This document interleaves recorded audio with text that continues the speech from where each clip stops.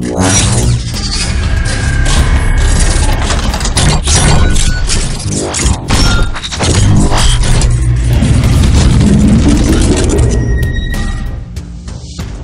Mobiles మీరు కొత్త mobile కొనాలనుకుంటున్నారా? Moeen mobiles. అయ్యో, మీ మొబైల్లో రిపేర్ వచ్చిందా? మోయిన్ మొబైల్స్. మీ మొబైల్లోని సాఫ్ట్వేర్ సరిగా పనిచేయడం లేదా? మోయిన్ మొబైల్స్. మీ పాత మొబైల్ ఎక్స్చేంజ్ చేయాలనుకుంటున్నారా? మోయిన్ మొబైల్స్. మీకు కావాల్సిన accessories, SIM cards, recharge cards, ఇలా మన నందికొట్కూరు మొబైల్స్ రంగంలోని ప్రశ్నలన్నింటికీ ఒకే సమాధానం. మోయిన్ మొబైల్స్. వివరాలకు సంప్రదించండి. Moin mobiles, shop number 4-1, Potti Sriramulu circle, KG road, Nandikotkur. Cell 9346817722 మరియు 8099660606.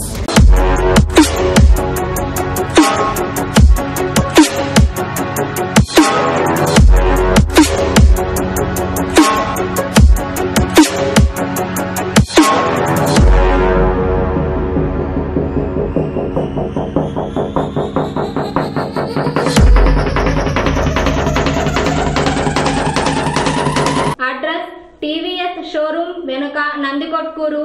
ఫోన్ 08513280968.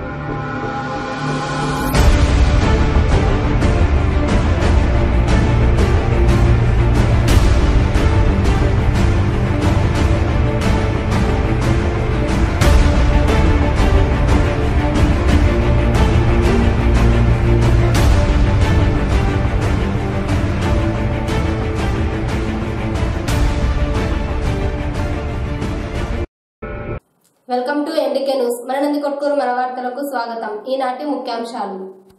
టీడీపీ నియోజకవర్గ ఇన్ఛార్జ్ మాండ శివానందరెడ్డి ఆధ్వర్యంలో స్థానిక ఎన్ఎస్ ఫంక్షన్ హాల్లో నిర్వహించిన జయహో బీసీ కార్యక్రమం. పట్టణంలో ముస్లింలకు శ్మశాన వాటికకు స్థలం కేటాయించాలని మున్సిపల్ కమిషనర్ కు వినతి పత్రం అందజేసిన ముస్లిం మైనార్టీల సంక్షేమ సాధన సమితి నాయకులు. ఈ నెల 19వ తేదీ నుండి గడపలో నిర్వహించే రాష్ట్ర మహాసభలను జయప్రదం చేయాలని పిలుపునిచ్చిన ఎస్ఎఫ్ఐ నాయకులు వాసు. వ్యవసాయ పరపతి సహకార సంఘంలో పనిచేస్తున్న ఉద్యోగుల డిమాండ్లను పరిష్కరించాలని నిరవధిక సమ్మెను చేపడుతున్న ఉద్యోగులు. పట్టణంలో వైభవంగా వైకుంఠ ఏకాదశి వేడుకలు. ప్రముఖ ఆలయాలకు తెల్లవారుజాము నుండే బారులు తీరిన భక్తులు. తెలుగుదేశం పార్టీ బీసీలకు మరియు బడుగు బలహీన వర్గాల కోసం నిరంతరం పనిచేసే పార్టీ అని తెలుగుదేశం పార్టీ నాయకులు అన్నారు. పట్టణంలోని స్థానిక ఎన్ఎస్ ఫంక్షన్ హాల్లో టీడీపీ నియోజకవర్గ ఇన్ఛార్జ్ మాండ శివానందరెడ్డి ఆధ్వర్యంలో నియోజకవర్గ స్థాయి జయహో బీసీ కార్యక్రమాన్ని నిర్వహించారు. ఈ సమావేశానికి ముఖ్య అతిథులుగా తెలుగుదేశం పార్టీ జిల్లా అధ్యక్షులు సోంశెట్టి వెంకటేశ్వర్లు, గొర్రెల పెంపకందారుల చైర్మన్ నాగేశ్వరరావు యాదవ్, బత్తిన వెంకటరాముడులు హాజరయ్యారు. ఈ సమావేశాన్ని ఉద్దేశించి వారు మాట్లాడుతూ తెలుగుదేశం పార్టీ బీసీలకు గుర్తింపునిచ్చిన పార్టీ అని, గతంలో బీసీలకు అన్యాయం జరగడంతో రాజ్యాధికారానికి దూరమయ్యారని, స్వర్గీయ నందమూరి తారక రామారావు గారు తెలుగుదేశం పార్టీని స్థాపించిన తరువాత బీసీలకు రాజ్యాధికారంతో పాటు హోదా కల్పించారని, రాష్ట్ర ముఖ్యమంత్రి చంద్రబాబు నాయుడు గారు కేంద్ర ప్రభుత్వం సహకరించకపోయినా రాష్ట్రంలో అన్ని వర్గాల ప్రజలకు సంక్షేమ అభివృద్ధి కార్యక్రమాలను చేపడుతున్నారని, దేశంలో బీసీలకు అధిక ప్రాధాన్యత ఇచ్చిన పార్టీ ఒక్క తెలుగుదేశం పార్టీయేనని, కేంద్రంలో భారతీయ జనతా పార్టీని ఓడించడానికి చంద్రబాబు నాయుడు గారు దేశంలోని అన్ని పార్టీలను ఏకం చేస్తున్నారని, ప్రతిపక్ష నాయకులు రాష్ట్ర అభివృద్ధిని అడ్డుకోవడమే పనిగా పెట్టుకున్నారని వారు విమర్శించారు. ఈ సమావేశంలో MPP Veeramprasad Reddy, market yard chairman Gundam Ramana Reddy, తూడిచెర్ల వెంకటేశ్వర్ల యాదవ్, నియోజకవర్గంలోని మండల ఎంపీపీలు, జెడ్పీటీసీలు మరియు తెలుగుదేశం పార్టీ నాయకులు, కార్యకర్తలు పాల్గొన్నారు.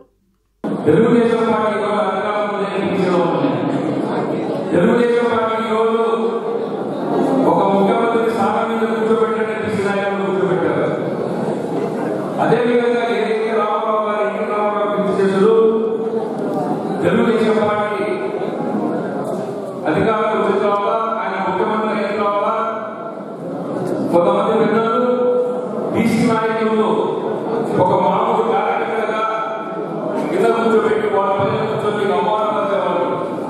ఎన్టీ రామారావు అది కాదు, రిజర్వేషన్ కల్పించి మీకు కూడా అధికార హోదాలు ఇచ్చి మిమ్మల్ని కూడా సీట్ల మీద కూర్చోబెట్టి మీకు ఒక పొరమిచ్చినటువంటి ఎన్టీ రామారావు గారిని జీవితంలో మర్చిపోకూడదు.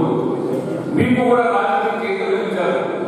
మీరు కూడా మేము కూడా మాట్లాడతాం, మాకు కూడా హోదా ఇవ్వాలి, మేము కూడా హోదాలో ఉండాలి అనే ఉద్దేశంతో మరి ఎన్టీ రామారావు గారు పెద్ద హోదా ఇచ్చి అధికార హోదా ఇచ్చి పార్టీ పదవి ఇచ్చి మీకు అందరికీ పెద్ద స్వీకరించారు.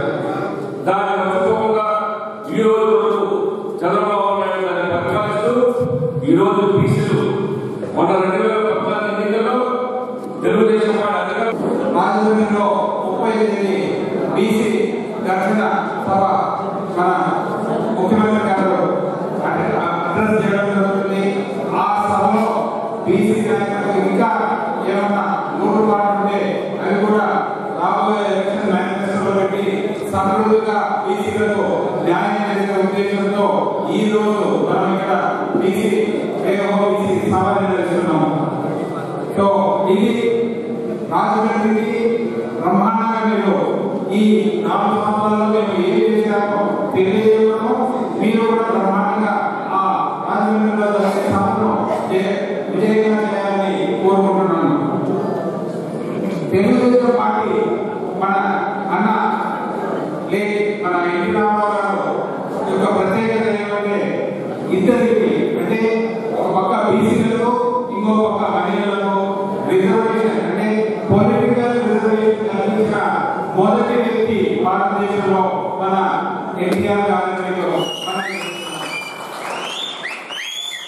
ఈ రోజు మనం నందికొట్కూరులో చూస్తున్నాము. మన ఉపమ మన నందికొట్కూరు మున్సిపల్ చైర్పర్సన్ సాయిదుర్గమ్మ, మన market vice chairperson, ZPTC Lakshmidevi Nandikotkur chairperson, Nandikotkur ZPTC, అదేవిధంగా మన మంత్రులమ్మ బాగా ఎంపీపీ, మన రుద్రాయ మన చైర్పర్సన్, ఎంపీ చైర్పర్సన్, మన జిల్లా చైర్పర్సన్ హుసేనారావు, మన రాజశేఖర్ గౌడ్, అదేవిధంగా మన ముఖ్యమంత్రి కూడా మన జిల్లాకు సంబంధించినటువంటి కేసీఆర్ ఉప ముఖ్యమంత్రి గారికి కూడా ఇచ్చి అన్ని విధాల ప్రాధాన్యత ఉన్నటువంటి పట్టణంలో ముస్లింల శ్మశాన వాటికకు స్థలం కేటాయించాలని ముస్లిం మైనార్టీల సంక్షేమ సాధన సమితి నాయకులు మహబూబ్ బాషా మరియు రాష్ట్ర అధ్యక్షులు సయ్యద్ షకీల్ అహ్మద్లు మున్సిపల్ కమిషనర్ కు వినతి పత్రం అందజేశారు. ఈ సందర్భంగా వారు మాట్లాడుతూ పట్టణంలో దాదాపుగా 60,000 జనాభా ఉండగా 40% ముస్లిం జనాభా ఉన్నారని, అయితే కేజీ రోడ్డు పక్కన ఉన్న శ్మశాన వాటిక వర్షాకాలంలో కోతకు గురై అవశేషాలు బయటికి వస్తున్నాయని, అందువల్ల అధికారులు స్పందించి ముస్లిం శ్మశాన వాటికకు స్థలం కేటాయించాలన్నారు. అంతేకాకుండా పట్టణంలో ఉన్న ప్రభుత్వ వైద్యశాల ప్రస్తుత జనాభాకు సరిపోవడం లేదని, అందులో వసతులు కూడా అంతంత మాత్రంగానే ఉన్నాయని, అందువల్ల పురపాలక సంఘం ఆధ్వర్యంలో ఆసుపత్రిని ఏర్పాటు చేయాలని వారు డిమాండ్ చేశారు. ఈ కార్యక్రమంలో ప్రధాన కార్యదర్శి మన్నన్, ఖాజాపీర్ తదితరులు పాల్గొన్నారు. ముస్లిం మైనార్టీల సంక్షేమ సాధన సమితి తాలూకా కమిటీ ఆధ్వర్యంలో కమిషనర్ గారిని కలవడం జరిగింది. సర్వేజన సుఖినో భవంతు అనే ఒక నినాదంతో నందికొట్కూరు పట్టణ ప్రజలు ఆరోగ్య పరిరక్షణకై ఈరోజు నందికొట్కూరు పట్టణంలో దాదాపు 60,000 నుంచి 70,000 జనాభా ఉన్న నందికొట్కూరు పట్టణానికి ఒక పరిపూర్ణమైన ప్రభుత్వ ఆసుపత్రి లేకపోవడం చాలా బాధాకరమైన విషయం. ఎక్కడో పట్టణానికి దూరం విసిరేసినట్టు ప్రభుత్వ ఆసుపత్రి ఉండడం, దానికి కూడా మినిమం ఈ పడకల ఆసుపత్రి అనే ఒక హోదా లేని ఆసుపత్రి ఉండడం అనేది నందికొట్కూరు పట్టణ ప్రజల యొక్క దురదృష్టం. ఎందుకంటే కేజీ నుంచి కేజీ రోడ్ మీద అనేక ప్రమాదాలు జరిగినప్పుడు ప్రథమ చికిత్స చేయడానికి కూడా ఆ ఆసుపత్రిలో సిబ్బంది లేకపోవడం అనేది బాధాకరమైన విషయము. కొన్ని సందర్భాల్లో ఆ ఆసుపత్రికి వెళ్ళిన వాళ్ళు సిబ్బంది లేక ప్రాణాలు కోల్పోయిన సందర్భాలు కూడా అనేకంగా ఉన్నాయి. ఈరోజు మున్సిపాలిటీ పరిధిలో మనము చూస్తూ ఉన్నాం, ఒక అన్న క్యాంటీన్ అనేది ఏర్పాటు చేస్తూ ఉన్నారు. దీనివల్ల చాలామంది బలుగు బలహీన పేద ప్రజల యొక్క ఆకలి తీరుతుంది. మరి అదేవిధంగా ఈ పేద ప్రజల యొక్క ఆరోగ్య పరిరక్షణకు కూడా మున్సిపాలిటీ అంతే బాధ్యత వహించాలి. అందుకొరకు మున్సిపాలిటీ ఆవరణలో మున్సిపాలిటీ యొక్క కమ్యూనిటీ హెల్త్ సెంటర్ ఏర్పాటు చేయాలని చెప్పేసి ఈ సందర్భంగా ముస్లిం మైనార్టీల సంక్షేమ సాధన సమితి తాలూకా కమిటీ కమిషనర్ గారిని కోరడం జరిగింది. రాబోయే కాలంలో మా యొక్క కమిటీ ఆధ్వర్యంలో అవసరమైతే పురపాలక సంఘం యొక్క మంత్రి గారిని కూడా కలిసి మున్సిపాలిటీ పరిధిలో ఒక హాస్పిటల్ ఏర్పాటయ్యే విధంగా ప్రయత్నం చేస్తామని చెప్పి ఈ సందర్భంగా తెలియజేస్తూ సెలవు తీసుకుంటా ఉన్నాను. కొట్కూరు తాలూకా ముస్లిం మైనార్టీ సంక్షేమ సాధన సమితి కమిటీ ఆధ్వర్యంలో ఈరోజు మున్సిపల్ కమిషనర్ గారికి వినతి పత్రం ఇవ్వడం జరిగింది. ఆ వినతి పత్రం ఏమనగా, ముస్లింలకు శ్మశాన వాటిక లేనందువలన చాలా ఇబ్బంది పడుతున్నారు. ఇదివరలో వరదలు వచ్చినప్పుడు, వర్షాలు అతిగా కురిసినప్పుడు కోతకు గురయ్యి ఆ శ్మశాన వాటికలో శవాలన్నీ రోడ్డు మీదకి వచ్చేసినాయి. ఆ శ్మశానంలో మళ్ళీ తీసుకెళ్లి పాతి పెట్టడానికి వెళ్ళినప్పుడు, ఒక్కో శ్మశానం శవాన్ని పాతడానికి వెళ్ళినప్పుడు 2-3 అస్థిపంజరాలు బయటికి రావడం జరిగింది. కాబట్టి శ్మశాన వాటిక చాలా చిన్నదిగా ఉండడం వలన ఆ స్థలంగా కేటాయించవలసిందిగా మున్సిపల్ కమిషనర్ గారిని కోరడం జరిగినది. ఈ నెల 19వ తేదీ నుండి కడపలో నిర్వహించే ఎస్ఎఫ్ఐ రాష్ట్ర మహాసభలను జయప్రదం చేయాలని ఎస్ఎఫ్ఐ జిల్లా సహాయ కార్యదర్శి వాసుదేవ్ పిలుపునిచ్చారు.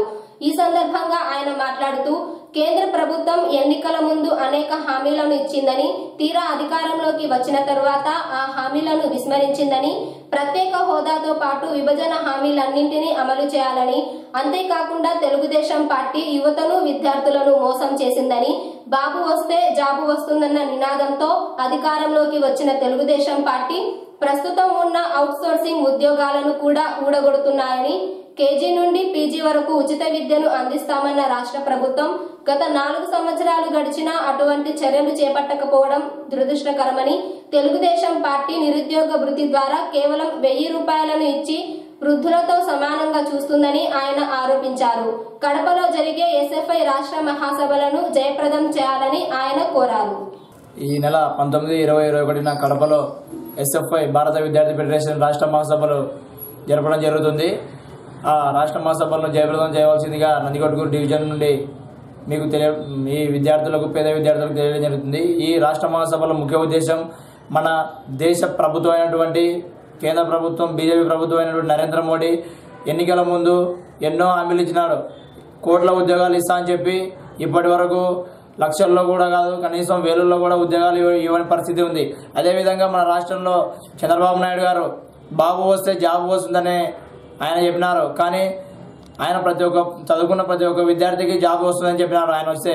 కానీ ఊరికి ఒక ఉద్యోగం కూడా లేకపోవడం చాలా సిగ్గుచేటు. అదేవిధంగా యువతతోనే మన దేశ భవిష్యత్తు ఆధారపడిందని ఎప్పటి నుంచో మన రాజకీయ నాయకులు చెప్పడం జరుగుతుంది.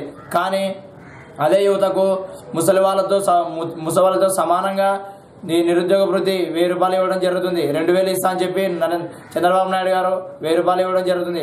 అదేవిధంగా మన ఎస్ఎఫ్ఐగా మన రాష్ట్రంలో ఉన్న హాస్టల్స్ అయితేనేమి, పాఠశాలలు అయితేనేమి, కాలేజీలు అయితేనేమి జరుగుతున్న అన్యాయాలను నిరంతరం విద్యార్థుల పక్షంలో ఉండి వాళ్ళ సమస్యలను తీరుస్తూ ఎస్ఎఫ్ఐగా మేము ఎంతో ముందుకు సాగడం జరుగుతుంది.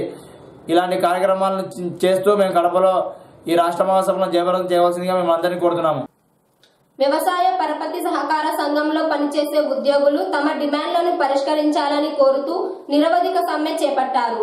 పట్టణంలోని స్థానిక కేడీసీసీ బ్యాంక్ ఆవరణలో ఏర్పాటు చేసిన దీక్షా శిబిరంలో వారు మాట్లాడుతూ, ప్రస్తుతం పనిచేస్తున్న ఉద్యోగులందరికీ ఉద్యోగ భద్రత కల్పించాలని, పదవీ విరమణ 58 సంవత్సరాల నుండి 60 సంవత్సరాలకు పెంచాలని, వేతనాల చెల్లింపు 2% వర్కింగ్ క్యాపిటల్ ను పరిగణలోకి తీసుకోవాలని, 2016 సంవత్సరానికి 5 సంవత్సరాలు సర్వీస్ పూర్తయిన ఉద్యోగులకు ఉద్యోగ భద్రత కల్పించాలని, తమ సమస్యలపై ఇప్పటికే అనేక రూపాల్లో ఆందోళన చేపట్టిన రాష్ట్ర ప్రభుత్వం స్పందించకపోవడం బాధాకరమని, తమ సమస్యలను పరిష్కరించేంత వరకు నిరవధిక సమ్మె కొనసాగుతుందని వారు తెలిపారు.